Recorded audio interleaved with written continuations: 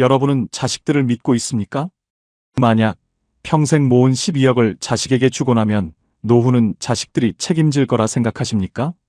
하지만 자식에게 돌아오는 건 상상 이상이었습니다. 아버지, 오늘 친구들 우리 집 오니까 절대 나오지 마세요. 경비실에 그냥 계세요. 아셨죠? 영하 15도의 추위보다 더 시린 건 제 아들의 그 차가운 목소리였습니다. 새벽 5시 반, 서울 서초동의 한 고급 아파트 정문 앞. 제가 12억 5천만 원을 들여 사준 그 아파트 정문에서 저는 경비복을 입고 서 있었습니다. 잠시 후 아들이 몰고 나가는 하얀색 외제차가 제 앞을 지나갑니다. 저는 습관적으로 허리를 굽혀 거수 경례를 했습니다. 운전석의 아들은 저와 눈길 한 번 마주치지 않고 그대로 단지를 빠져나갔습니다. 불과 3년 전까지만 해도 저는 전북 전주 팔복동 공단에서 박 반장님 소리를 들으며 떵떵거리던 사람이었습니다. 32해 동안 기름때 묻은 작업복을 입고 기계 선반을 돌리며 내 자식만큼은 남들에게 무시당하지 않게 키우겠다고 다짐하며 살았습니다. 그런 제가 왜 67의 나이에 아들이 사는 아파트의 문지기가 되어야 했을까요? 그리고 아들은 왜 저를 부끄러워하며 숨기려 하는 걸까요? 사실 저는 제 인생이 이토록 처참하게 무너질 줄은 꿈에도 몰랐습니다. 전주 서신동에 있던 34평 아파트 한 채와 퇴직금 2억 5천만 원. 거기에 아내와 제가 아끼며 부어온 연금보험까지 합치면 남부럽지 않은 노후가 보장되어 있었습니다. 친구들은 만식이 자식 농사 잘 지었네. 서울에서 사업하는 아들의 교사 딸까지 뒀으니라며 부러워했죠. 그때는 그 칭찬이 독이 되는 줄 몰랐습니다. 자식들이 서울로 올라오라고, 이제 고생 그만하고 손주들 재롱 보며 사시라고 했을 때 그게 제 노후의 마지막 보루를 깨뜨리는 망치질인 줄은 몰랐던 겁니다. 전주 집을 팔고 평생 일궈온 삶의 터전을 정리해 서울로 향하던 날, 저는 아내의 손을 잡고 우리 이제 성공한 인생이다라며 웃었습니다. 하지만 서울역에 내린 순간부터 저희 부부의 이름은 사라지고 짐이라는 꼬리표가 붙기 시작했습니다. 서울 생활은 생각과 완전히 달랐습니다. 아들 집 방 한 칸을 차지하고 앉아있는 저희 부부를 향해 며느리는 은근한 눈치를 주기 시작했습니다. 아버님, 요즘 건강보험료가 너무 많이 나와요. 아버님 앞으로 된 전주 땅 지분 때문에 제가 피부양자 등록이 안 된대요. 며느리의 그 말 한마디에 가슴이 철렁했습니다. 내가 내준 아파트에서 살면서 매달 나가는 보험료 몇십만 원이 아까워 시아버지를 타박하는 그 눈빛. 딸 서윤이는 한술 더 떴습니다. 아빠, 오빠는 10억 넘는 아파트 받았잖아. 나는 겨우 3억 원 받았는데 공평해? 엄마 무릎 수술비는 오빠가 내야지. 병원비 문제로 남매가 거실에서 소리를 지르며 싸우는 모습을 보며 아내는 방 안에서 숨죽여 울었습니다. 사랑으로 키운 자식들이 재산 앞에서 어떻게 괴물로 변해가는지 저는 그 지옥 같은 광경을 매일같이 지켜봐야 했습니다. 결정적인 사건은 지난달 고향 친구 종구의 딸 결혼식에서 터졌습니다. 오랜만에 정장을 차려입고 식장에 갔을 때 친구들이 묻더군요. 만식이 서울 가더니 얼굴이 좋아졌네? 아들이 효도 잘하지? 저는 그 자리에서 아무 말도 못하고 뷔페 국수만 들이켰습니다. 사실은 아들 눈치 보느라 경비 일을 시작했고 보증금 500만 원에 월세 40만 원짜리 반지하 방으로 옮겼다는 사실을 차마 말할 수 없었습니다. 집으로 돌아오는 길, 지하철 창문에 비친 제 모습이 그렇게 초라해 보일 수 없었습니다. 67, 남들은 손주들 손잡고 여행 다닐 나이에 저는 다시 경비직 대출을 알아보고 있었습니다. 자식에게 전부를 쏟아부은 대가가 경비실의 차가운 믹스커피 한 잔이라니 억울해서 잠이 오지 않았습니다. 분노가 치밀어 올라 주먹을 쥐었지만 제가 할 수 있는 건 아무것도 없었습니다. 그런데 말입니다. 인생은 여기서 끝이 아니었습니다. 아내가 스트레스로 쓰러져 응급실로 실려가던 날, 저는 자식들의 진짜 얼굴을 보고야 말았습니다. 엄마의 생사가 오가는 그 순간에도 병원비 영수증을 서로에게 밀어내던 그 모습들. 그날 이후 저는 죽었던 심장이 다시 뛰는 것을 느꼈습니다. 이대로 죽을 수는 없다. 내 인생, 내 돈, 그리고 내 존엄을 반드시 되찾겠다. 저는 자식들이 전혀 예상하지 못한 일을 준비하기 시작했습니다. 과연 저는 그 괴물 같은 자식들에게서 제 피 같은 재산을 되찾아올 수 있었을까요? 아니면 이대로 서초동 아파트의 유령 경비원으로 생을 마감하게 되었을까요? 자식에게 올인했다가 벼랑 끝까지 밀려났던 한 아버지의 처절하고도 단호한 복수, 아니 투쟁의 기록. 지금부터 그 놀라운 반전의 이야기를 시작합니다. 끝까지 들으시면 여러분의 노후를 지킬 마지막 열쇠를 발견하시게 될 겁니다. 제 손바닥을 가만히 들여다보면요. 지금도 쇳가루 냄새가 나는 것 같습니다. 전북 전주 팔복동 공단에서 보낸 32해. 그 세월은 정직한 금소금과 함께 흘러갔습니다. 커다란 선반 기계 앞에 서서 시뻘건 불꽃이 튀는 쇠봉을 깎아낼 때면요. 제 눈가엔 늘 시커먼 기름때가 앉아 있었습니다. 여름엔 공장 천장의 열기가 머리 위로 쏟아져 내려서 런닝 셔츠가 소금기로 하얗게 변하곤 했죠. 겨울엔 또 어떻고요. 기름 묻은 손가락 끝이 쩍쩍 갈라져서 반창고를 대여섯 개씩 붙이고 기계를 돌렸습니다. 사람들은 저를 박 반장이라고 불렀습니다. 그 소리가 세상에서 제일 듣기 좋았습니다. 내 기술 하나로 대한민국 건설 현장에 들어가는 핵심 부품을 만든다는 자부심, 그리고 그 땀방울로 전주 서신동에 34평짜리 내 집을 장만했다는 뿌듯함. 그게 제 인생의 전부였습니다. 매달 꼬박꼬박 부어온 국민연금 고지서가 날아올 때면 아내 순임이와 거실에 앉아 웃었습니다. 여보, 우리 고생한 보람이 있네. 나중에 이 연금이랑 우리 집만 있으면 자식들한테 손 안 벌리고 살 수 있어. 아내는 제 투박한 손을 잡으며 고개를 끄덕였습니다. 당시 제 수중에 있던 자산은 서신동 아파트 시세 4억 5천만 원에 퇴직금과 적금, 그리고 노후를 위해 들어둔 개인연금까지 합쳐서 7억 원 남짓이었습니다. 여기에 고향 선산 지분까지 합치면 10억 원이 훌쩍 넘는 돈이었죠. 전주에서는 어디 가서 기 안 죽고 살만한 재산이었습니다. 그런데 말입니다. 인생은 참 묘하더라고요. 가장 평온하다고 믿었던 그 시기가 사실은 벼랑 끝으로 가는 첫걸음이었다는 걸 그때는 왜 몰랐을까요? 정년퇴직을 하고 1년쯤 지났을 때였습니다. 서울에서 IT 유통 사업을 한다는 큰아들 진우가 금요일 저녁에 갑자기 전주로 내려왔습니다. 평소에는 명절에나 얼굴 비치던 놈이 양손 가득 비싼 소고기를 들고 나타난 겁니다. 아버지, 이제 팔복동 공장 일은 잊으세요. 전주에서 두 분이서 적적하게 계시는 거 보면 제 마음이 너무 아파요. 아들은 제 잔에 술을 따르며 입을 뗐습니다. 서울 서초동에 새로 지은 아파트가 있는데 거기 학군이 좋아서 손주들 교육에도 좋고 시세도 엄청 오를 거래요. 근데 제가 지금 사업 확장을 하느라 현금이 좀 부족해서요. 옆에서 며느리는 제 아내의 어깨를 주무르며 거들었습니다. 어머님, 서울 오시면 저희랑 같이 살아요. 제가 매일 맛있는 거 해드리고 손주 재롱도 매일 보실 수 있잖아요. 전주 집 정리하시고 그 돈으로 서초동 집 계약할 때 조금만 보태주시면 명의는 아버님 걸로 해드릴게요. 여기서 중요한 게 있어요. 사람이 나이가 들면 판단력이 흐려지는 게 아니라 외로움에 눈이 멀게 되더라고요. 평생 일만 하느라 자식들과 오순도순 지내본 기억이 없던 저에게 서울에서의 합가와 손주의 재롱은 그 어떤 투자 수익보다 달콤한 유혹이었습니다. 정말 우리가 같이 살 수 있는 거냐? 너희 불편하지 않겠어? 제 물음에 아들은 자신 있게 대답했습니다. 무슨 말씀이세요, 아버지? 제가 누구 덕에 공부해서 서울까지 왔는데요. 이제 제가 모셔야죠. 그날 밤 전주천을 산책하며 아내와 저는 밤이 맞도록 이야기를 나눴습니다.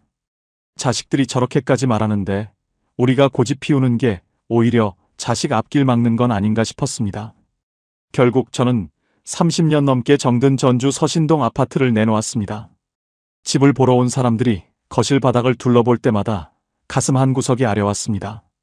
아이들 키우며 벽지에 묻은 낙서 자국, 아내와 싸우고 밤새 술잔을 기울이던 베란다. 그 모든 기억이 단돈 몇억에 팔려나가는 기분이었습니다.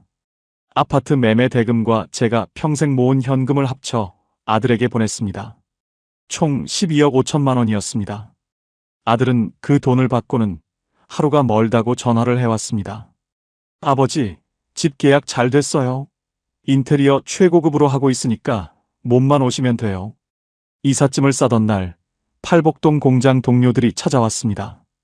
박 반장, 서울 가면 우리 있는 거 아니지? 부럽네. 자식 복이 많아서. 동료들의 부러움 섞인 인사를 받으며 저는 어깨를 으쓱했습니다. 그때까지만 해도 저는 제 선택이 완벽한 줄 알았습니다. 성공한 인생의 훈장을 가슴에 달고 서울로 상륙하는 장군이라도 된 기분이었죠. 그런데 말입니다. 이사 가기 전날 밤 꿈자리가 아주 사나웠습니다. 꿈속에서 제가 공장에서 기계를 돌리는데 아무리 버튼을 눌러도 기계가 멈추지 않는 겁니다. 결국 제가 정성 들여 깎던 쇠봉이 산산조각이 나버리더라고요. 잠에서 깨어 식은땀을 닦으며 아내를 봤는데 아내도 잠을 못 이루고 천장만 보고 있었습니다. 여보, 우리 잘하는 거 맞지? 서울 가면 정말 행복할까?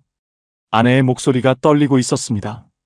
저는 아내의 손을 꼭 잡으며 말했습니다. 걱정 마. 우리 진우가 누군데? 우리 아들 믿고 가보자고. 다음 날 아침 1톤 트럭 2대의 짐을 싣고 호남 고속도로를 달렸습니다. 차창 밖으로 멀어지는 전주의 풍경을 보며 저는 마음속으로 작별 인사를 건넸습니다. 하지만 그때는 몰랐습니다. 제가 다시 전주로 돌아가고 싶어 피눈물을 흘리게 될 날이 그렇게 빨리 올 줄은 말입니다. 생각처럼 서울 생활은 쉽지 않았습니다. 서초동의 번듯한 아파트 정문에 도착했을 때 제 눈앞에 펼쳐진 광경은 예상과 완전히 달랐습니다. 분명히 제 명의로 해준다던 그 집의 서류를 확인했어야 했는데 저는 아들의 말만 믿고 인감도장을 먼저 넘겨주었던 겁니다. 문제는 그 다음이었어요. 화려한 아파트 로비에 들어서는 순간 아들의 표정이 미묘하게 변하는 걸 느꼈습니다. 전주에서 보여주던 그 살가운 미소 대신 뭔가 짐스러운 것을 마주한 듯한 차가운 눈빛이 스쳐 지나갔습니다. 그 찰나의 순간 저는 깨달았어야 했습니다. 제가 서울에 가져온 건 12억 5천만 원이라는 희망이 아니라 자식이라는 이름의 족쇄였다는 사실을요.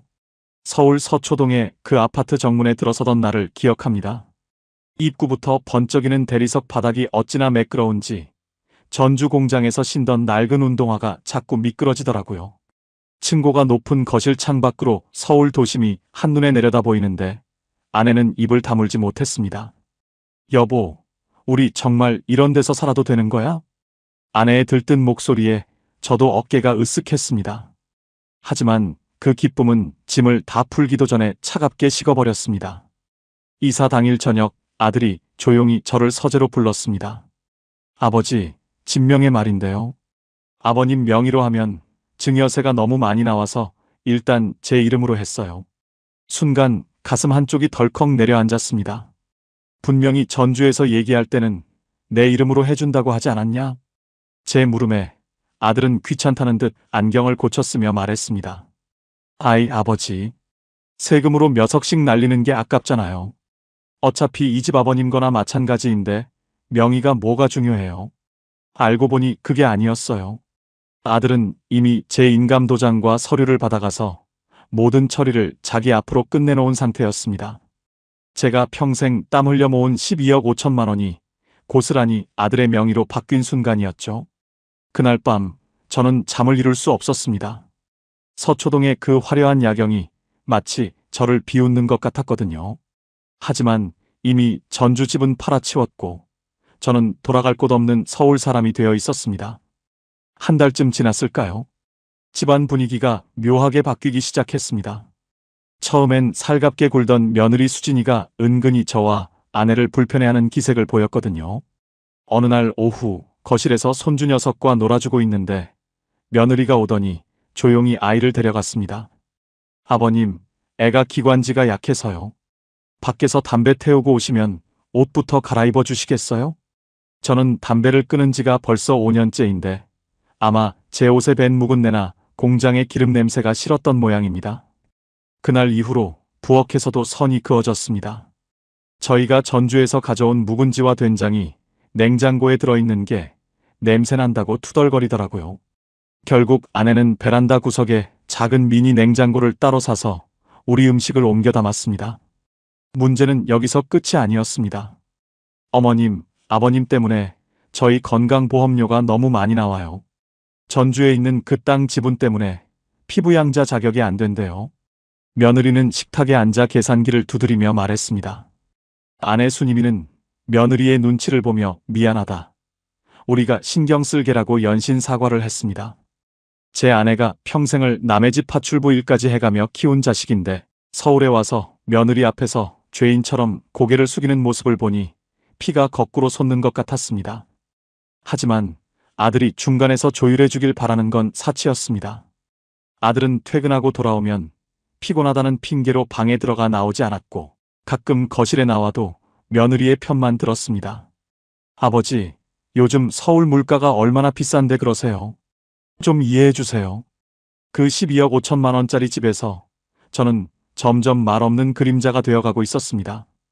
그러던 어느 주말 전주에 있는 딸 서윤이에게서 전화가 왔습니다.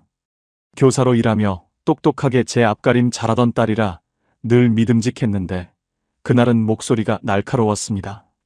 아빠, 오빠는 서초동 아파트 받았는데 나는 겨우 3억 원 준 게 말이 돼?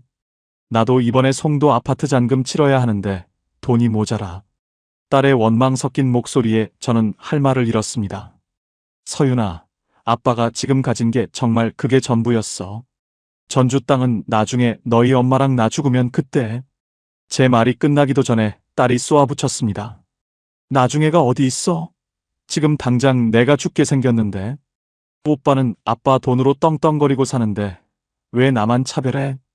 자식들에게 공평하게 나눠주지 못했다는 죄책감이 저를 짓눌렀습니다. 결국 저는 제가 노후를 위해 남겨두었던 마지막 비상금과 연금보험 해지 환급금까지 털어 딸에게 보냈습니다. 이제 제 수중에 남은 건 매달 들어오는 국민연금 80만 원 정도와 기초연금이 전부였습니다. 그 돈으로 아내 약값하고 가끔 손주 용돈이라도 주면 제 주머니엔 10,000원짜리 한 장 남지 않았습니다. 생각처럼 쉽지 않았어요. 서울의 물가는 전주와는 비교도 안 되게 비쌌고 아들의 집에서 얹혀 사는 대가는 제 자존심을 통째로 내놓는 것이었습니다. 어느 날 저녁 아내와 둘이 거실 소파 끝에 앉아 있는데 아들이 외식하러 나간다며 옷을 차려입고 나왔습니다. 저희 금방 갔다 올게요. 두 분은 집에서 편하게 드세요. 아들과 며느리 그리고 손주가 문을 닫고 나가는 순간 그 넓은 서초동 아파트가 갑자기 텅 빈 무덤처럼 느껴졌습니다. 식탁 위에는 며느리가 시켜놓고 남은 차가운 피자 2조각이 놓여 있었습니다. 아내 눈을 못 마주치겠더라고요. 여보, 우리 다시 전주로 갈까? 아내의 떨리는 물음에 저는 아무 대답도 하지 못한 채 텔레비전 볼륨만 높였습니다. 그때는 몰랐습니다. 이것이 지옥의 시작일 뿐이라는 것을요. 아직 제 인생에 가장 참혹한 배신이 남아 있었다는 걸 그때 저는 짐작조차 하지 못했습니다.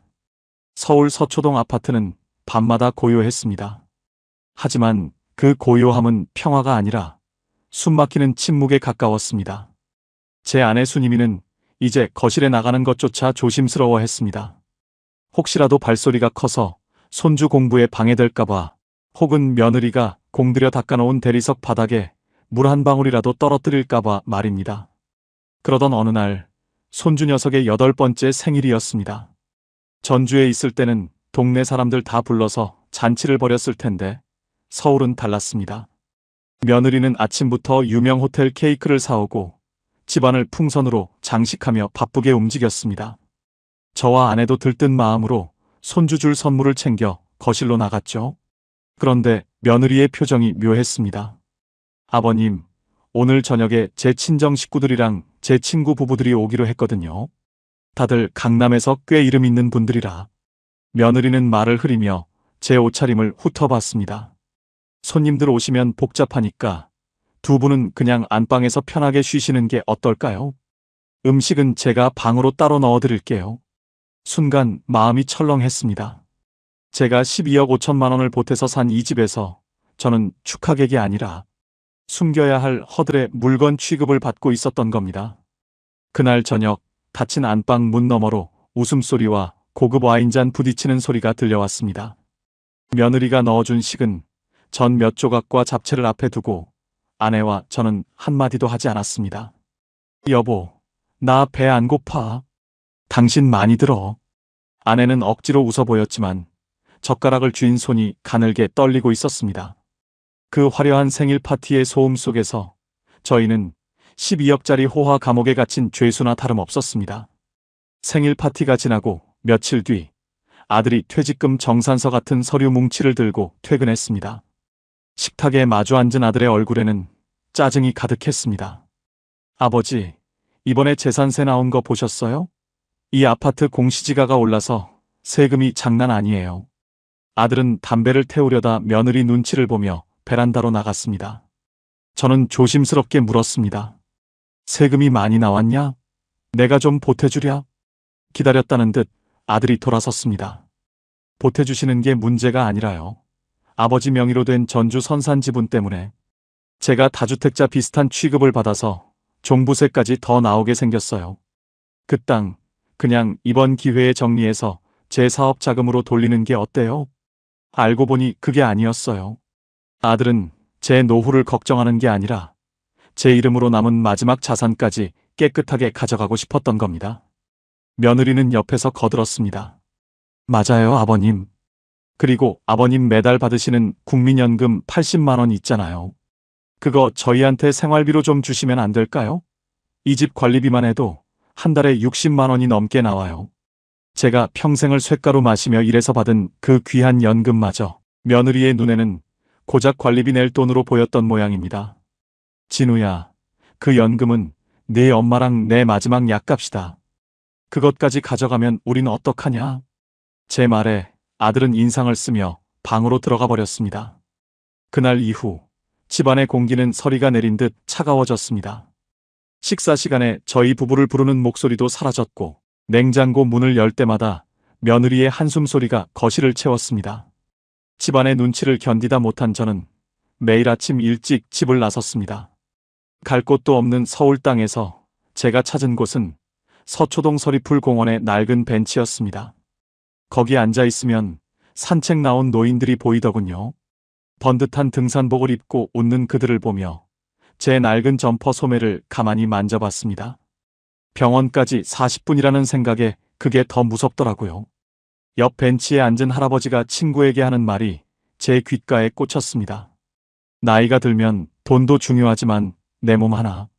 기댈 곳이 없다는 공포가 가장 무섭다는 걸 그분들도 알고 있었던 거죠.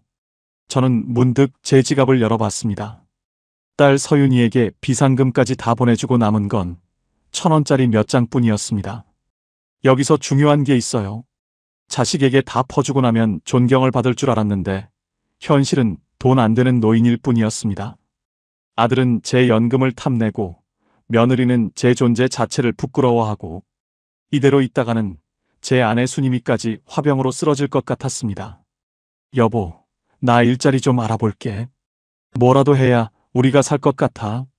그날 저녁 제 말에 아내는 눈물을 쏟았습니다. 당신 나이가 몇인데?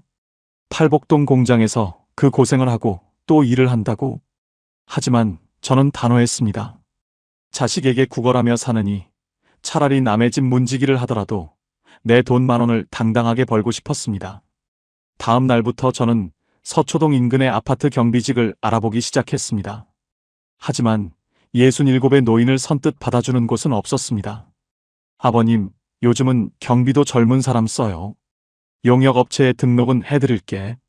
주민센터의 노인 복지 담당자에게 사정사정에서 얻은 연락처를 쥐고 저는 서울의 빌딩 숲을 헤맸습니다. 다리는 후들거리고 목은 타들어갔지만 저는 멈출 수 없었습니다. 문제는 여기서 끝이 아니었습니다. 제가 일자리를 구하러 다닌다는 사실을 알게 된 아들이 길길이 날뛰기 시작한 겁니다.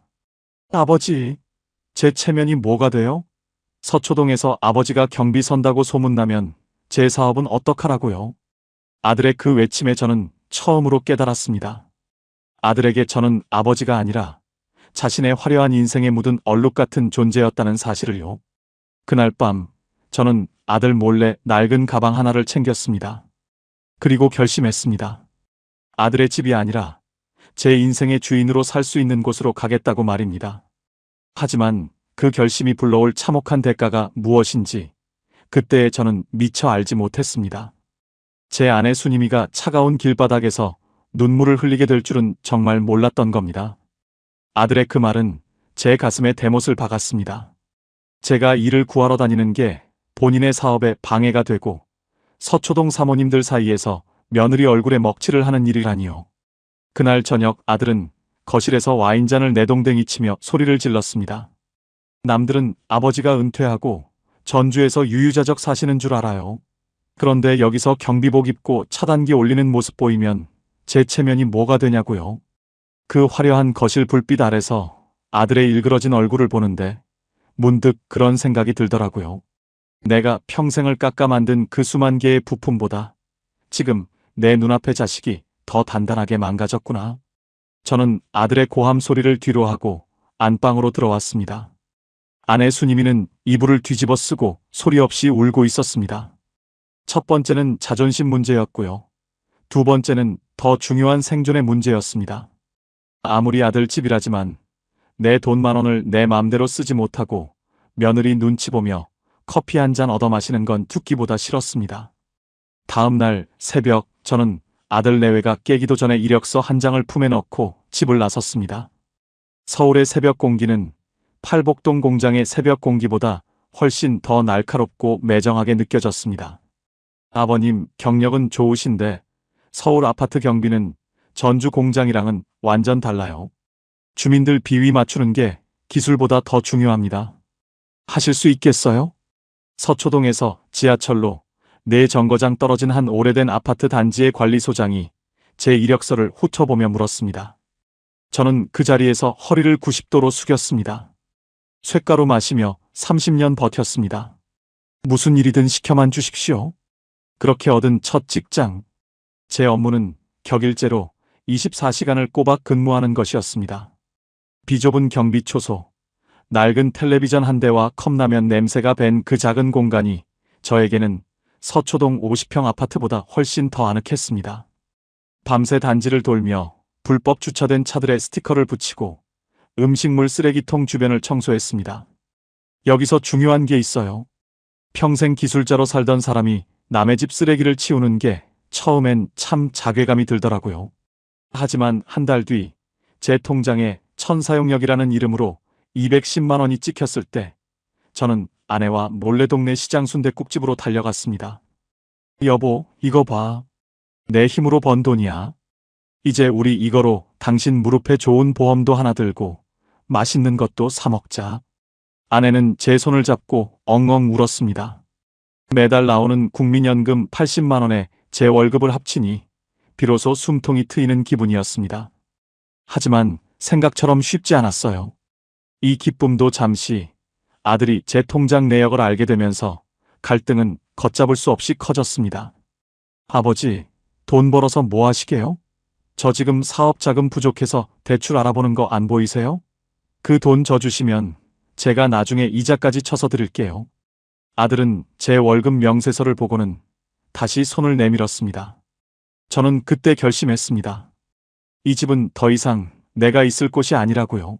아내와 저는 아들 내외가 여행을 간 주말을 틈타 미리 알아봐둔 천호동의 작은 반지하 방으로 짐을 옮겼습니다. 서초동 아파트에서 가져온 건 옷가지 몇 벌과 전주에서 가져왔던 낡은 사진첩뿐이었습니다. 우리가 보태준 12억 5천만 원은 그 화려한 아파트 벽지 속에 아들의 명의로 된 서류 속에 고스란히 남겨두고 나왔습니다. 천호동 골목길, 장마철이면 하수구 냄새가 올라오는 보증금 500에 월세 40만 원짜리 방. 눅눅한 벽지를 보며 아내가 말했습니다. 여보, 그래도 여기가 우리 마음은 제일 편하네. 이제야 제 발 뻗고 자겠다. 문제는 여기서 끝이 아니었습니다. 저희가 집을 나갔다는 소식에 딸 서윤이가 전화를 걸어와 불같이 화를 냈습니다. 아빠, 엄마 아빠가 거기서 나오면 어떡해? 그럼 오빠가 그 집 팔아서 나한테 줄 돈도 없어지는 거 아냐? 왜 상의도 없이 사고를 쳐? 자식들에게 부모는 그저 현금 인출기이자 부동산 자산일 뿐이었습니다. 전화기를 끄고 침대에 눕는데 천장의 곰팡이 자국이 마치 자식들의 얼굴처럼 보였습니다. 혹시 이런 분 계세요? 자식에게 다 퍼주고 빈손으로 쫓겨나듯 나오면서도 자식 걱정하느라 잠 못 드는 분들 말입니다. 저도 그랬습니다. 밉지만 그래도 내 핏줄인데 내가 이렇게 나오면 아들 사업은 어쩌나 딸 아파트 잔금은 어쩌나 걱정했습니다. 나중에 알았는데요. 그건 부모의 사랑이 아니라 미련한 집착이었습니다. 반지하방의 차가운 바닥에서 첫날 밤을 보내며 저는 처음으로 하늘에 계신 제 아버지를 불렀습니다. 아버지, 제가 인생을 잘못 살았습니다. 제가 자식들을 괴물로 키웠습니다. 눈물이 멈추지 않았습니다. 하지만 슬퍼만 할 시간도 없었습니다. 이제 우리 부부는 이 거친 서울 땅에서 오직 단둘이 힘으로 살아남아야 했으니까요. 그런데 말입니다. 인생은 제 편이 아니었습니다. 우리가 겨우 안정을 찾아가던 그때 상상조차 하지 못했던 소식이 아들에게서 들려왔습니다. 그리고 그 소식은 저희 부부를 다시 한번 절벽 끝으로 밀어넣었습니다. 과연 아들에게는 대체 무슨 일이 생긴 걸까요? 그리고 저는 그 반지하 방에서 다시 일어설 수 있었을까요? 서울 강동구 천호동의 낡은 골목 끝자락. 대낮에도 형광등을 켜야 겨우 앞이 보이는 보증금 500만 원에 월세 40만 원짜리 반지하 방. 처음 그 방에 짐을 풀었을 때 아내 수님이는 눅눅한 벽지를 손으로 만지며 한참을 가만히 서 있었습니다. 창문 밖으로 지나가는 사람들의 발바닥만 보이는 그 초라한 방이 역설적이게도 저희 부부에게는 서초동 50평 아파트보다 훨씬 더 넓고 아늑하게 느껴졌습니다. 여보, 여기서는 방귀도 마음대로 뀌고 김치 냄새 난다고 눈치 주는 사람도 없어서 참 좋네. 아내가 짐 상자를 정리하다가 피식 웃으며 던진 그 한마디에 저는 목이 메었습니다. 서초동 대리석 바닥 위에서는 발소리조차 죄악이었는데 이 낡은 장판 위에서는 우리가 주인이라는 사실이 눈물겹도록 고마웠습니다. 생각처럼 쉽지 않았어요. 67에 시작한 반지하 생활은 육체적으로는 고달팠습니다. 계단 몇 개만 내려가도 무릎이 시리고 비가 오는 날이면 하수구 냄새가 방 안까지 스며들었죠. 하지만 아침마다 아내가 싸주는 낡은 도시락 가방을 들고 경비실로 향하는 제 발걸음은 팔복동 공단 시절만큼이나 가벼웠습니다. 내 힘으로 땀 흘려 벌어 내 입에 들어갈 밥값을 책임진다는 것. 그 당연한 사실이 노년의 저에게는 가장 큰 구원이었으니까요. 경비일은 24시간 맡겨대라 몸이 부서질 듯 힘들었습니다. 새벽 2시 아파트 단지를 순찰하며 취객들이 토해놓은 오물을 치우고 분리수거장에 쌓인 박스들을 정리하다 보면 허리가 끊어질 것 같았습니다. 하지만 한 달을 꼬박 채우고 통장에 찍힌 210만 원의 월급은 제 인생 그 어떤 성과급보다 값졌습니다. 여기에 매달 들어오는 국민연금 80만 원과 구청에서 신청한 기초연금 33만 원을 합치니 우리 부부의 한 달 수입은 300만 원이 훌쩍 넘었습니다. 서초동에서는 아들 눈치 보느라 1,000원 한 장 벌벌 떨며 썼는데 이제는 월세 40만 원을 내고도 아내와 삼겹살 한 근 사 먹을 여유가 생겼습니다. 여보, 우리 이번 달에는 10,000원씩이라도 꼭 정기적금 하나 들자. 혹시 모르잖아. 아내의 말에 저는 힘차게 고개를 끄덕였습니다. 우리는 자식들에게 다 내어주고 남은 껍데기뿐인 인생인 줄 알았는데 다시 시작해보니 아직 우리에겐 스스로를 지킬 힘이 남아 있었습니다. 여기서 중요한 게 있어요. 자식은 부모가 돈이 없으면 불쌍해하는 게 아니라 불편해하더라고요. 우리가 독립해서 우리 돈으로 밥을 먹기 시작하니 오히려 자식들과의 관계도 평온해지는 것 같았습니다. 가끔 걸려오는 아들의 전화도 돈 좀 보내달라는 독촉 대신 잘 계시냐는 의례적인 안부로 바뀌었죠. 그때까지만 해도 저는 이 반지하 방이 우리 노후의 최종 정착지인 줄 알았습니다. 쉬는 날이면 아내와 손을 잡고 인근 천호시장을 구경했습니다. 10,000원 한 장이면 떡볶이에 튀김까지 배불리 먹고도 시장 사람들 인심의 덤까지 얻어오는 그 재미. 아내는 시장 통로에서 파는 5,000원짜리 꽃무늬 티셔츠 한 장을 보며 아이처럼 좋아했습니다. 당신 서울 와서 옷 한 장 못 사줬는데 이거 하나 사 입어. 제가 억지로 10,000원짜리를 건네자 아내는 손사래를 치면서도 입가에 웃음이 떠나지 않았습니다. 그날 저녁 우리는 작은 소반 앞에 마주 앉아 막걸리 한 잔을 기울였습니다. 여보, 우리 전주 집 팔고 서초동 갔을 땐 지옥 같았는데 지금은 천국 같아. 안 그래? 아내의 말에 저는 말없이 잔을 채웠습니다. 전주 친구들이 했던 말이 떠올랐지만 저는 이제 자신 있었습니다. 이대로 5년만 더 경비 일하고 모아둔 연금이랑 합치면 작은 실버타운이라도 들어갈 수 있을 것 같았거든요. 하지만 막상 해보니까요. 가난한 노부부에게 세상은 그리 호락호락하지 않았습니다. 우리가 누리는 이 소소한 평화는 사실 유리그릇처럼 아슬아슬하게 유지되고 있었습니다. 집안에 흐르던 눅눅한 공기가 단순한 습기가 아니라 다가올 거대한 폭풍의 전조였다는 걸 저는 까맣게 몰랐습니다. 아빠, 나 급해. 오빠가 내 인감을 가져갔대. 평화로운 일요일 오후, 딸 서윤이의 다급한 비명 같은 전화 한 통이 정적을 깨뜨렸습니다. 그 전화는 우리가 쌓아 올린 이 소박한 모래성을 단숨에 무너뜨리는 시작이었습니다. 그때까지만 해도 괜찮았습니다.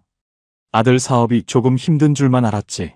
그놈이 제 이름으로 된 마지막 생명줄까지 손을 댔을 줄은 상상도 못했으니까요. 도대체 아들은 무슨 짓을 저지른 걸까요? 그리고 평생 정직하게만 살아온 저와 아내는 또 어떤 지옥으로 끌려가게 된 걸까요?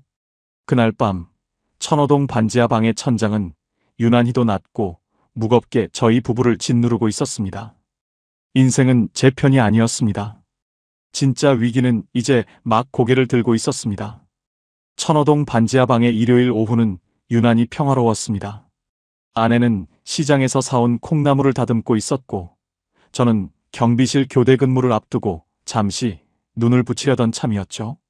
반지하 창문 너머로 동네 아이들의 웃음소리가 들려오고 눅눅한 방 안에도 가끔은 사람 사는 냄새가 밴바람이 들어왔습니다.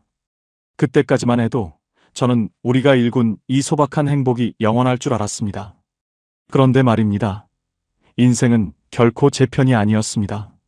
정적을 깨고 울린 휴대전화 벨소리, 전주에 있는 딸 서윤이의 다급한 목소리가 수화기를 뚫고 나왔습니다. 아빠, 지금 오빠가 무슨 짓을 하고 다니는지 알아? 내 인감도장까지 빌려가더니 아빠 명의로 된 서류들 다 뒤지고 다닌대. 순간 머릿속이 하얗게 비어버렸습니다. 그게 무슨 소리냐? 진우가 왜 내 서류를? 오빠 사업 망하기 일보 직전이래. 서초동 아파트 담보로 받은 대출 이자도 못 내서 은행에서 연락 오고 난리야.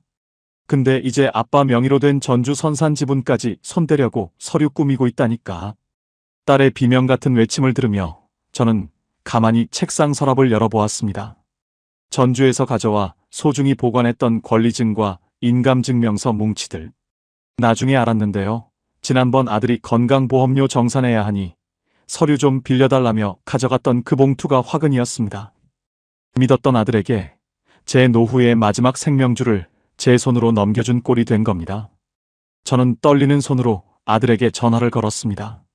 수십 번의 신호음 끝에 연결된 아들의 목소리는 예전의 그 살가운 목소리가 아니었습니다. 아버지, 저 지금 진짜 죽을 것 같아서 그래요. 그 선산 땅, 지금 안 팔면 저 신용불량자 돼요. 어차피 나중에 저 주실 거였잖아요. 조금만 일찍 주신다고 생각하면 안 돼요? 기가 막혀 말이 나오지 않았습니다. 진우야, 그 땅은 네 엄마랑 내 마지막 자존심이다. 그걸 팔면 우린 정말 길바닥으로 나앉아야 해. 제 절규에 아들은 오히려 짜증 섞인 목소리로 대꾸했습니다. 아버지는 반지하 월세방에서 기초수급이라도 받으면 되잖아요. 저는 사업 망하면 끝이라고요. 그리고 엄마가 들어놓은 그 보장성 보험들, 그것도 해약해서 환급금 좀 보내주세요. 그게 지금 얼마나 큰 돈인데 그걸 묵혀둬요. 여기서 중요한 게 있어요. 자식은 부모의 희생을 당연하게 여기는 순간 부모를 사람이 아니라 자원으로 보기 시작하더라고요. 아내 순임이가 암에 걸릴지도 모른다며 혹시라도 나중에 자식들 짐 될까봐 파출부 일하며 10원 한 장 아껴 부어온 그 보험이었습니다.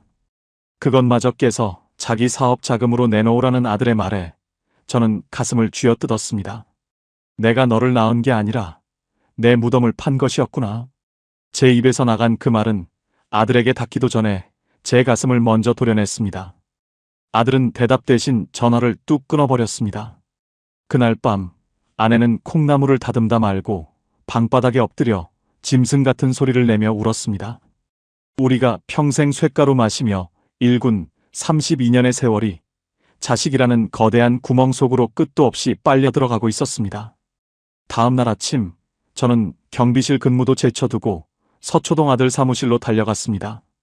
화려한 빌딩 숲 사이에 자리한 아들의 사무실은 이미 빚쟁이들이 들이닥친 듯 엉망이었습니다. 책상 위엔 대출 독촉장과 법원에서 날아온 서류 뭉치들이 어지럽게 널려 있었죠. 아들은 구석에서 줄담배를 피우다 저를 보더니 무릎을 꿇었습니다. 아버지, 한 번만요. 이번 고비만 넘기면 진짜 잘 될 수 있어요. 선산 땅 담보대출 서류에 도장만 찍어주세요. 제가 매달 이자는 꼬박꼬박 낼게요. 저는 아들의 어깨를 밀쳐냈습니다. 이자는 무슨 돈으로 내며 원금은 어떻게 갚을 건데? 넌 지금 네 엄마랑 나를 천천히 죽이고 있는 거야. 문제는 여기서 끝이 아니었습니다. 아들의 사무실을 나오는데 딸 서윤이에게서 다시 문자가 왔습니다. 아빠, 오빠가 사고 친 거 나도 더는 못 도와줘. 엄마 아빠 알아서 해. 나도 내 아파트 잔금 치르느라 정신없어.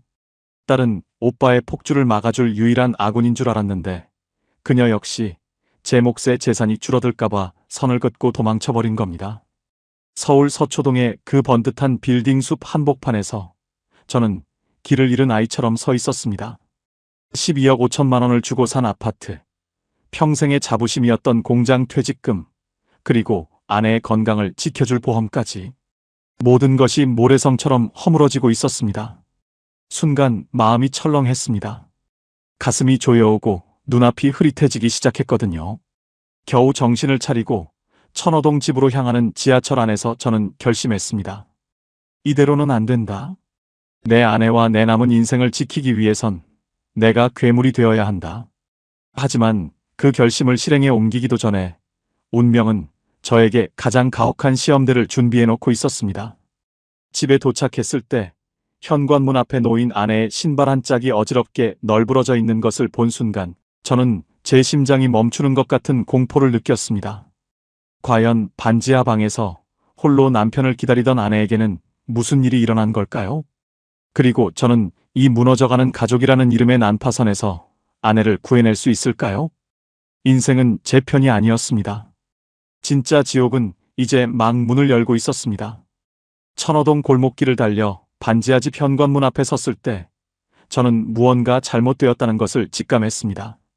평소라면 가지런히 놓여 있어야 할 아내의 낡은 운동화 한 짝이 현관문 바깥까지 삐져나와 있었거든요. 심장이 입 밖으로 튀어나올 것만 같았습니다. 여보, 순임아. 신발도 벗지 못한 채 방 안으로 뛰어들어갔습니다. 아내는 부엌 바닥에 쓰러져 있었습니다. 다듬다 만 콩나물들이 방바닥에 흩어져 있었고 아내의 입가에는 하얀 거품이 맺혀 있었습니다. 제 손이 덜덜 떨려서 119 번호조차 제대로 눌러지지 않았습니다. 제발, 제발 살려만 주세요. 하늘님, 우리 수님이 한 번만 살려주세요. 응급실로 향하는 구급차 안에서 아내의 찬 손을 꼭 잡았습니다. 삐뽀거리는 사이렌 소리가 제 심장을 갈기갈기 찢어놓는 것 같았습니다. 서울 아산병원 응급실에 도착했을 때 의사는 급성 뇌경색이라고 했습니다. 스트레스가 극에 달해 혈압이 터진 것이었죠. 수술실로 들어가는 아내의 뒷모습을 보며 저는 병원 복도 벽에 머리를 짓지었습니다.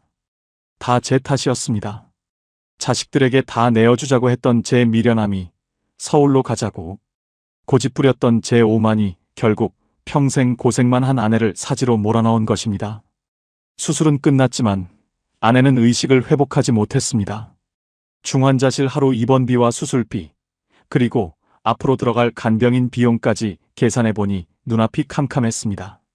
그래도 다행이었던 건 아내가 전주에서부터 꼬박꼬박 부어온 실손보험과 제가 들어둔 간병보험이 있었다는 사실이었습니다. 제 월급과 국민연금을 쪼개면 어떻게든 버틸 수 있을 것 같았습니다. 그런데 말입니다. 인생은 제 편이 아니었습니다. 소식을 듣고 달려온 아들과 딸이 병원 복도에 나타났을 때 저는 그래도 자식들이라고 잠시나마 안도했습니다. 하지만 그들의 입에서 나온 첫 마디는 엄마의 상태가 아니었습니다. 아버지, 엄마 보험금 얼마나 나와요? 그게 수술비로 다 들어가나요? 아들의 그 물음에 저는 귀를 의심했습니다. 딸 서윤이는 옆에서 거들었습니다. 오빠, 그게 문제가 아니야. 엄마 저렇게 되면 완주에 있는 그 선산 땅은 어떻게 되는 거야? 엄마 지분도 있잖아. 혹시 모르니까 미리 증여 절차 밟아놔야 하는 거 아냐? 나중에 상속세 폭탄 맞으면 어떡해? 생각처럼 쉽지 않았어요. 제 아내가 생사의 기로에서 사투를 벌이고 있는 그 시각, 제가 배 아파 낳아 키운 자식들은 엄마의 목숨값과 남은 재산을 놓고 주파나를 튕기고 있었습니다. 병원 복도의 하얀 조명이 마치 자식들의 차가운 심장처럼 느껴져 온몸에 소름이 돋았습니다. 이놈들아, 너희가 사람이냐? 저는 참지 못하고 병원 복도가 떠나가라 소리를 질렀습니다. 지나가던 간호사들이 깜짝 놀라 쳐다봤지만 상관없었습니다. 네 엄마가 왜 저렇게 됐는데? 너희 사업 자금 해주고 아파트 잔금 치러주느라 10원 한 장 안 쓰고 버틴 사람이야. 그런 엄마가 쓰러졌는데 땅 얘기가 나와? 상속세가 걱정돼? 아들은 오히려 적반하장이었습니다. 아버지, 저희도 현실적으로 생각하자는 거예요. 저 지금 사업장 압류 들어오기 직전이라니까요. 그 땅 담보대출이라도 받게 해주시면 제가 엄마 병원비 다 낼게요. 어차피 지금 아버지 수중에 현금도 없으시잖아요. 아들의 그 뻔뻔한 요구에 저는 아들의 뺨을 갈겼습니다. 제 생애 처음으로 자식에게 휘두른 매질이었습니다. 순간 마음이 철렁했습니다. 매를 맞은 아들의 눈빛이 슬픔이 아니라 원망으로 가득 차 있었거든요. 딸은 울면서 소리쳤습니다. 아빠는 왜 맨날 오빠만 때려? 내가 말한 건 우리 다 잘 살자고.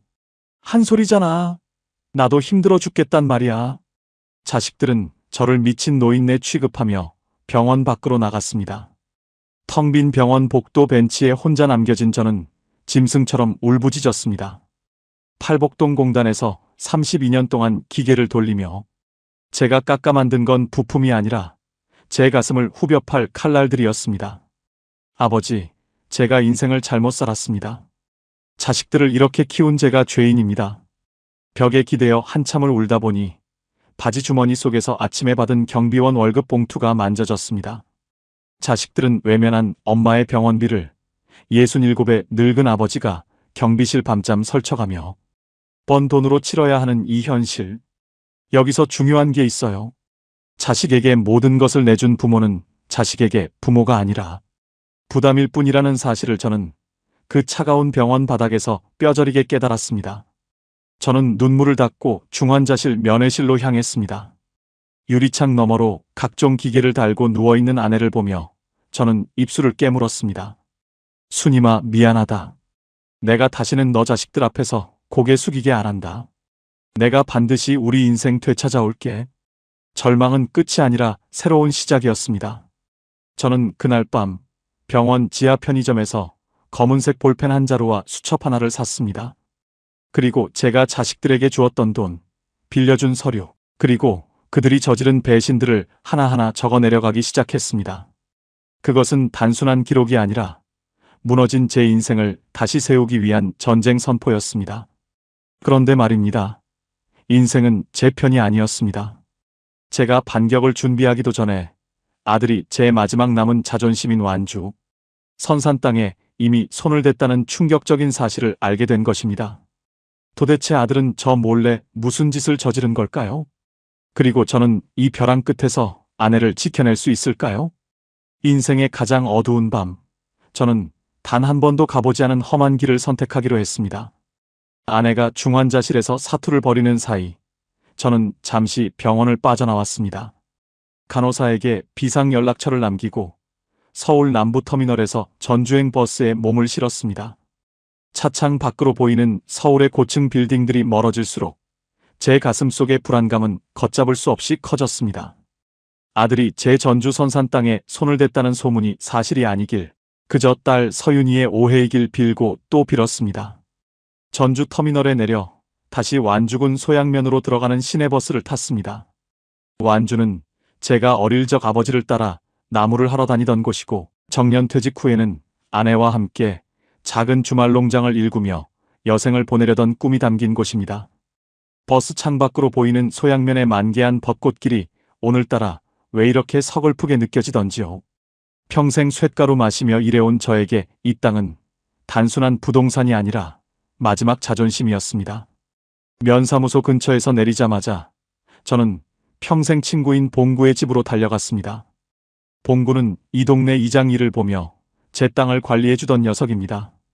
마당에서 고추 모종을 정리하던 봉구가 저를 보더니 깜짝 놀라 달려왔습니다. 만식이, 너 이 시간에 웬일이냐? 얼굴이 왜 이렇게 반쪽이 됐어? 저는 봉구의 손을 붙잡고 물었습니다. 봉구야, 내 땅. 소양면 그 선산 땅 말이야. 혹시 누가 다녀갔냐? 봉구는 머리를 극적이며 난처한 표정을 지었습니다. 사실은 말이야. 보름 전쯤인가 내 아들 진우가 왔었어. 내가 몸이 안 좋아서 땅을 처분하라고 시켰다면서 서류 몇 장을 가져왔더라고. 알고 보니 그게 아니었어요. 아들은 아버지가 아파서 병원비가 급하다는 핑계를 대며 동네 사람들의 인심까지 이용하고 있었습니다. 봉구는 제가 시킨 줄 알고 인감을 확인해 주었다고 하더군요. 가슴이 덜컥 내려앉았습니다. 저는 곧장 소양면 행정복지센터로 달려갔습니다. 떨리는 손으로 등기부 등본을 발급받았습니다. 종이 한 장이 발급기에서 나올 때의 그 기계 소리가 마치 제 노후를 찢어발기는 소리처럼 들렸습니다. 등본을 받아든 순간 저는 그 자리에서 주저앉을 뻔했습니다. 채권 최고액 3억 원, 근저당권 설정, 저축은행, 제 이름으로 된 땅에 제가 모르는 3억 원의 담보대출이 실행되어 있었습니다.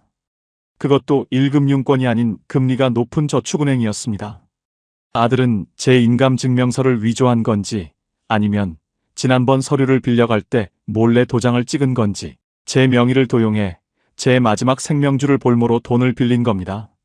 생각처럼 쉽지 않았어요. 이 땅을 팔아서 아내의 간병비도 되고 나중에 우리 부부 죽을 때 장례비라도 하려 했는데 아들은 이미 이 땅의 가치를 껍데기만 남기고 다 빨아먹은 뒤였습니다. 아버님, 무슨 일 있으세요? 얼굴색이 너무 안 좋으신데? 창구 직원이 걱정스러운 듯 물었습니다. 저는 대답도 하지 못한 채 등본을 움켜쥐고 밖으로 나왔습니다. 소양면의 따뜻한 봄볕이 제 뒤통수를 사정없이 때리는 것 같았습니다. 그때까지만 해도 저는 아들이 무서운 줄만 알았지 그놈이 얼마나 더 잔인해질 수 있는지는 몰랐습니다. 휴대전화를 꺼내 아들에게 다시 전화를 걸었습니다. 수십 번의 시도 끝에 연결된 아들의 목소리는 비겁함으로 가득 차 있었습니다. 아버지, 죄송해요. 근데 그 땅 어차피 묶여 있는 거잖아요.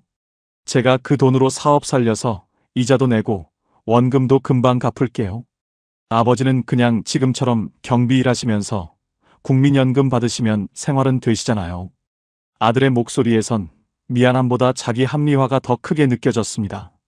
저는 소양면 한 모퉁이 벤치에 앉아 한참을 멍하니 있었습니다.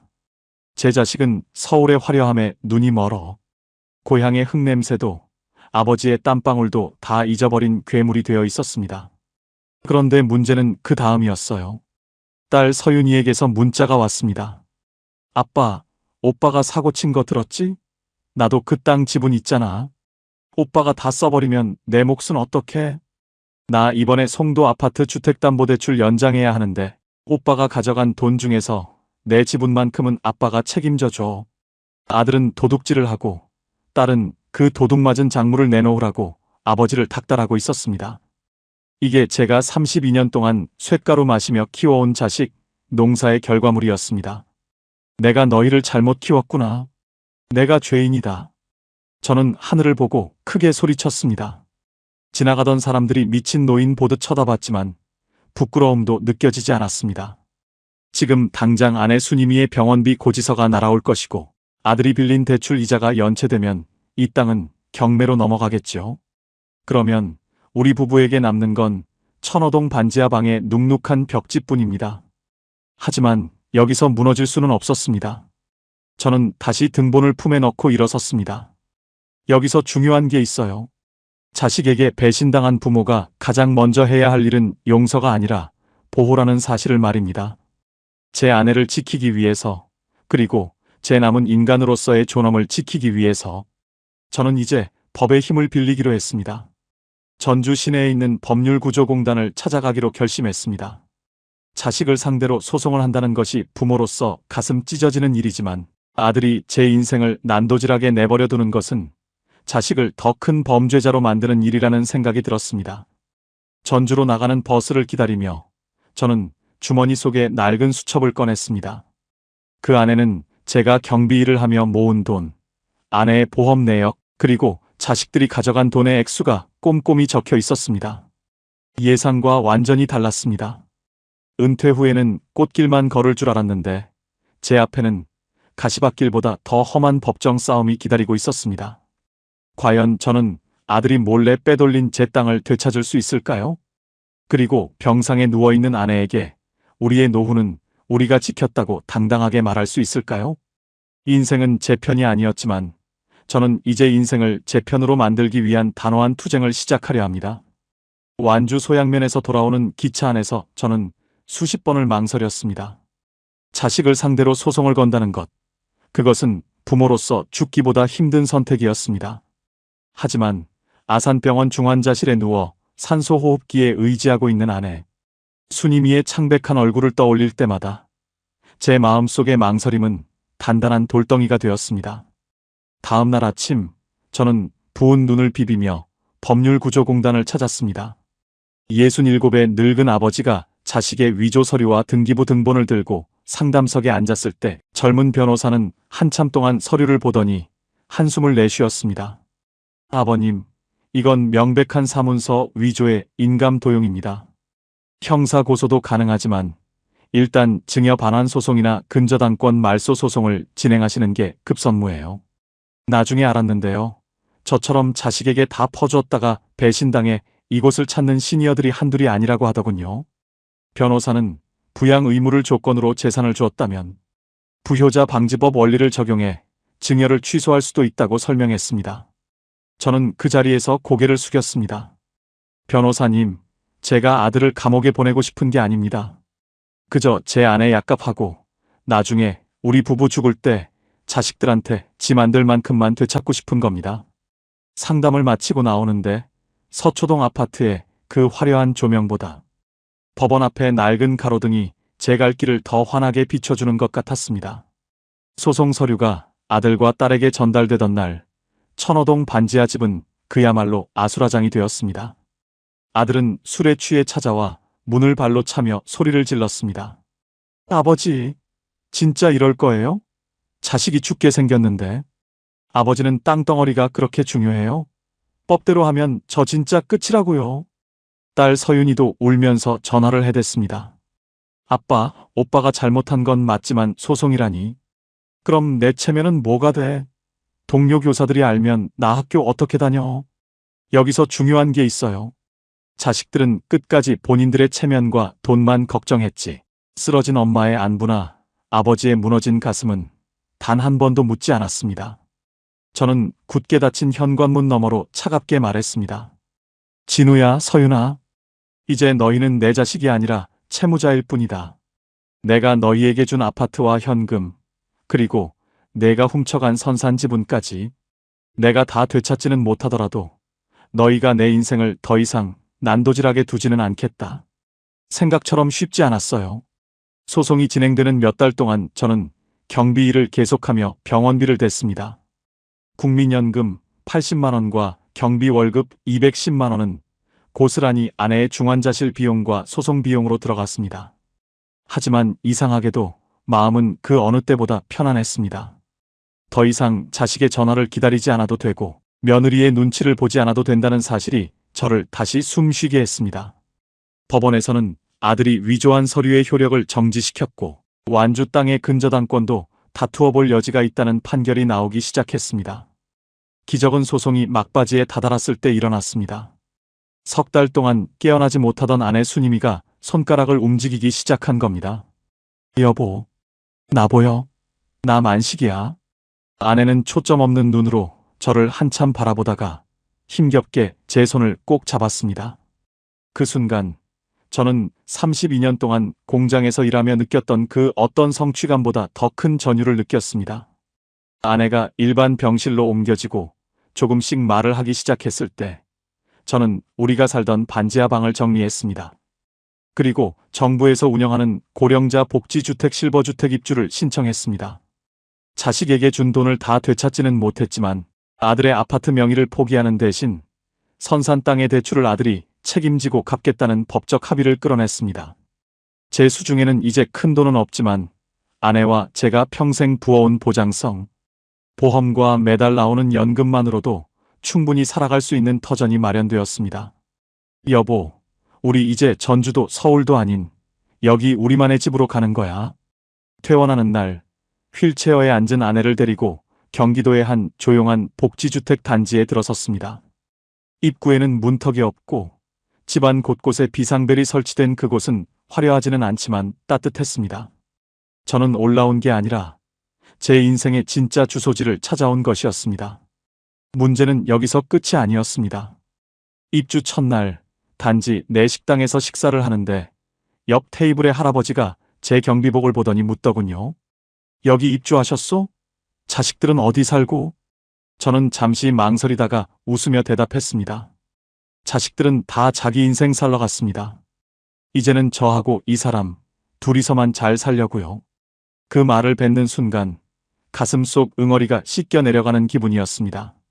하지만 여러분, 제가 이렇게 평온을 찾았다고 해서 모든 게 끝난 건 아닙니다.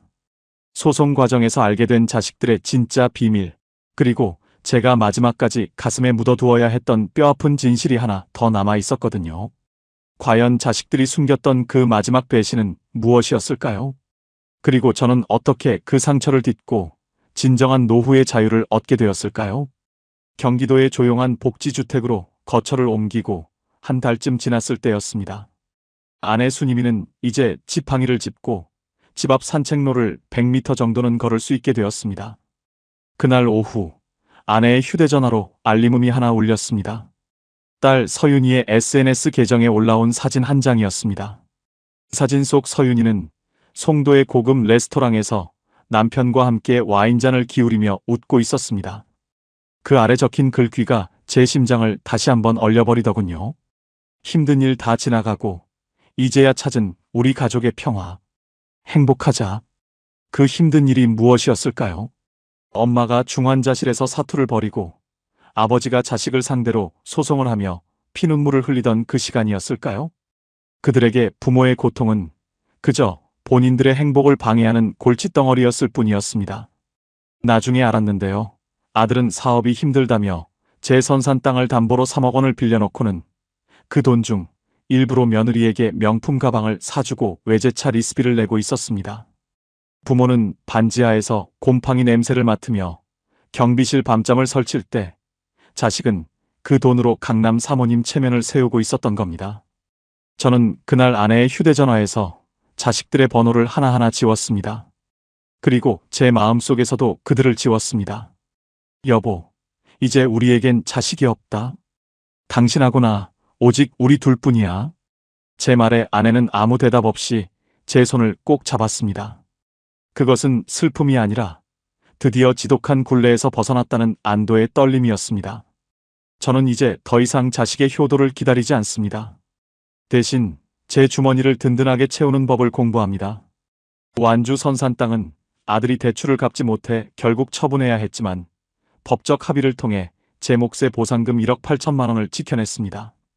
저는 이 돈을 유언 대용 신탁에 맡겼습니다. 제가 살아있는 동안에는 제 치료비와 생활비로만 쓰이고 제가 죽은 뒤에야 자식들에게 넘어가도록 법적 장치를 해둔 것이죠. 여기에 매달 나오는 국민연금 80만 원과 기초연금 33만 원, 그리고 아내의 실손보험 환급금까지 합치니 우리 부부의 노후는 더 이상 누군가에게 구걸할 필요가 없어졌습니다. 복지주택 단지 내에서 소일거리로 시작한 화단 관리 일로 받는 60만 원의 활동비는 우리 부부의 소중한 간식비가 됩니다. 여기서 중요한 게 있어요. 자식에게 돈을 다 주면 효도가 올 줄 알았는데 돈을 쥐고 있어야 존중이 오더라고요. 가끔 아들에게서 보고 싶다는 문자가 옵니다. 하지만 저는 압니다. 그놈이 보고 싶은 건 아버지가 아니라 제 수중에 남은 1억 8천만 원이라는 사실을요. 저는 답장을 하지 않습니다. 그 무관심이야말로 제가 자식들에게 줄 수 있는 마지막 교육이자 제 자신을 지키는 유일한 방패이기 때문입니다. 이제 제 통장 잔고는 자식을 조종하는 무기가 아니라 제 아내가 아플 때 간병인을 부를 수 있는 당당한 권리가 되었습니다. 여러분, 제 이야기가 남의 일 같으신가요? 우리 애들은 안 그래. 그래도 자식인데라는 생각이 드시나요? 저도 팔복동 공장에서 32년 동안 그렇게 믿고 살았습니다. 하지만 제가 67년 인생을 걸고 깨달은 진실은 단 하나입니다. 자식의 효도는 부모의 재력에서 나오고 부모의 품위는 자식의 지갑이 아닌 내 지갑에서 나옵니다. 오늘 제가 겪은 이 피눈물 나는 경험을 통해 여러분께 꼭 드리고 싶은 3가지 조언이 있습니다. 첫째, 죽을 때까지 집 명의는 절대로 넘겨주지 마십시오. 집은 단순한 부동산이 아니라 여러분이 자식에게 당당할 수 있는 마지막 요새입니다. 정돈이 필요하다면 주택연금을 신청해서 죽을 때까지 나라에서 돈을 받으세요. 자식 눈치 보는 것보다 국가가 주는 돈 받는 게 100번 1000번 속 편합니다. 둘째, 자식의 눈물에 속아 내 노후 자금을 담보로 대출받지 마십시오. 자식 사업이 망하면 자식 혼자 일어서면 되지만 부모 노후가 망하면 온 가족이 지옥으로 갑니다. 부모의 가장 큰 효도는 끝까지 내 삶을 내 돈으로 책임지는 것입니다. 셋째, 자식에게 미안해하지 마십시오. 우리는 이미 충분히 고생했고 충분히 주었습니다. 이제는 자식의 인생이 아닌 나의 건강과 나의 평온을 위해 돈을 쓰세요. 비싼 옷도 사 입고 맛있는 것도 사 드시고 아프면 주저없이 간병보험 혜택 받으며 치료받으십시오. 저는 이제야 진짜 인생을 삽니다. 서초동 아파트 경비실에서 아들의 외제차에 거수 경례하던 박만식은 죽었습니다. 지금의 저는 아내와 함께 숲길을 걷고 내 돈으로 산 따뜻한 국밥 한 그릇에 행복을 느끼는 자유로운 노인입니다. 자식이라는 이름의 환상을 버리니 비로소 부모라는 이름의 무거운 짐이 내려놓아졌습니다. 혹시 지금 자식 때문에 잠 못 이루는 분이 계신다면 오늘 제 이야기를 거울 삼아 단호해지십시오. 여러분의 노후는 자식의 것이 아니라 바로 여러분의 것입니다. 제 이야기가 여러분의 무너진 마음을 세우는 단단한 지팡이가 되었기를 진심으로 바랍니다. 복지주택 앞 벤치에 앉아지는 해를 바라봅니다.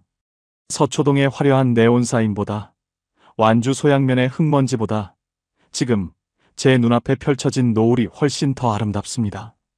제 옆에는 평생 제 곁을 지켜준 아내 순임이가 있고 제 주머니에는 내일 3억을 우유 한 팩을 살 수 있는 제 돈이 들어 있습니다. 이것이면 충분합니다. 오늘 박만식 씨의 고백 어떻게 들으셨나요?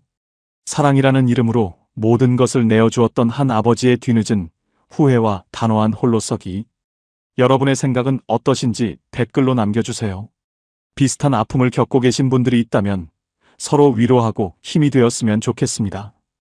오늘 내용이 가슴에 와닿으셨다면 주변의 소중한 친구분들께도 이 영상을 꼭 공유해 주십시오. 한 사람의 올바른 선택이 한 가정을 지키고 한 노인의 존엄을 지킬 수 있습니다. 구독과 좋아요는 시니어분들의 당당한 노후를 응원하는 봄날의 기억 채널에 큰 힘이 됩니다. 여러분의 노후에 평안과 단호함이 깃들기를 진심으로 기원합니다. 감사합니다.